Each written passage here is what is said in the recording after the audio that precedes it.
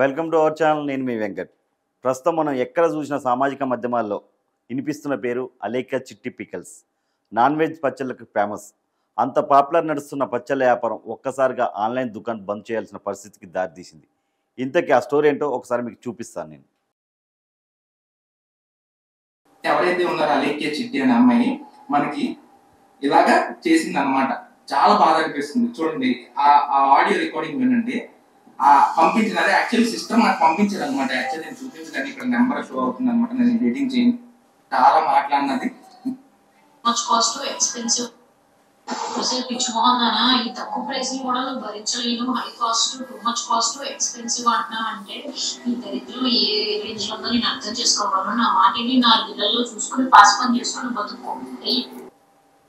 మీ పచ్చళ్ళు ఇంత కాస్ట్లీగా ఉన్నాయని, రేట్లు ఇంత కాస్ట్లీగా ఉన్నాయని అడిగినందుకు నీ దరిద్రం ఏ రేంజ్లో ఉందో నాకు అర్థమైంది. నా మాటిని 4 ఇళ్లలో పాచి పని చేసుకో అని చెప్పి మాట్లాడింది. కస్టమర్తో మాట్లాడే పద్ధతి అదేనా? ఆల్రెడీ మొన్న ఒక ఇష్యూ బయటకు వచ్చింది. సేమ్ ఆడియో బయటకు వచ్చింది. ఒక కస్టమర్ని ఎవరైతే పురుషుడు ఉందో అతనితో కూడా అలాగా మాట్లాడావు. నువ్వు ఈ పచ్చళ్ళు కొనలేను, రేపు గర్ల్ ఫ్రెండ్ కానీ పెళ్ళానికి కానీ గోల్డ్ ఏం కొనిస్తావని మాట్లాడావు. ముష్టి పచ్చళ్ళను. మరి నువ్వు ఆ ముష్టి పచ్చళ్ళ వ్యాపారం ఎందుకు పెట్టుకున్నావు? అసలు నువ్వు ఆ ముష్టి పచ్చళ్ళు ఎందుకు అమ్ముతున్నావు? వాళ్ళు కాదు 4 ఇళ్లలో పాచి పని చేసుకోవాల్సింది. నువ్వు చేసుకోవాలి 4 ఇళ్లలో పాచి పని. కస్టమర్తో మాట్లాడే పద్ధతి అదేనా? ఉందా కొంచెమైనా కామన్ సెన్స్, బుద్ధి ఉందా? అమ్మాయి కదా నువ్వు, ఒక అమ్మాయితో మాట్లాడేది అదేనా? ఆడవారితో మాట్లాడేది అదేనా? నువ్వు లేడీసే కదా, నేర్పలే ఇంట్లో అమ్మ నాన్నలు ఎలా మాట్లాడాలనేది? మాట్లాడే పద్ధతి నేర్చుకో. మొత్తంగా 2 రోజుల నుంచి ఈ కాంట్రవర్సీ సోషల్ మీడియాలో తెగ వైరల్గా మారింది.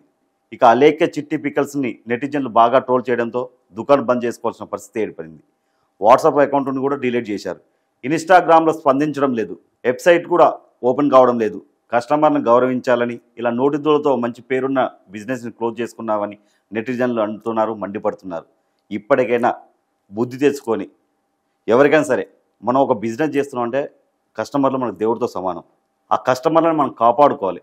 నోరుందిగా అని చెప్పి ఏది పడితే అది మాట్లాడితే కరెక్ట్. అవును, నువ్వు పెట్టే రేట్లు కొంతమంది నచ్చచ్చు, కొంతమంది నచ్చకపోవచ్చు. అది వాళ్ళ అభిప్రాయం చెప్పారు. మీకు నచ్చితే తీసుకోండి, లేకపోతే లేదని చెప్పాలి. కానీ నీ ఇష్టం వచ్చాడు నువ్వు రెచ్చిపోయి బూతులు మాట్లాడి 4 ఇళ్ళలో పాచి పని చేసుకుంటే అలా మాట్లాడకూడదు. ఇకనైనా బిజినెస్ చేసే వాళ్ళు ఎవరున్నా ఇవి తెలుసుకోండి. కస్టమర్లను గౌరవించండి. అలేఖ్య చిట్టి పికల్స్కి సంబంధించిన ఎవరైతే వ్యాపారం చేస్తారో, బిజినెస్ చేస్తారో, ఇలాంటి బిజినెస్ చేసే వాళ్ళని అసలు ఎంకరేజ్ చేయకూడదు. కస్టమర్లతో మాట్లాడే విధానం, మాట్లాడే పద్ధతి తెలియని వాళ్ళకి మనం అనవసరంగా ఎంకరేజ్ చేసి బిజినెస్ని పెంచి మనం ఇచ్చే డబ్బులతోనే వాళ్ళు బిజినెస్ పెంచుకుంటారు. సరే, స్టార్టింగ్లో బాగుంది, మంచిగా రెస్పాండ్ అయ్యి ఇలా ఏదైతే ఇలా పికల్స్ ఉన్నాయో అవుట్ ఆఫ్ కూడా ఫారెన్ కంట్రీకి కూడా డెలివరీ చేసేవాళ్ళంట. మొత్తానికి ఇప్పుడు ఏమైపోయింది? ఒక నోటి దూలతోని మొత్తం బిజినెస్ మొత్తం క్లోజ్ అయిపోయింది.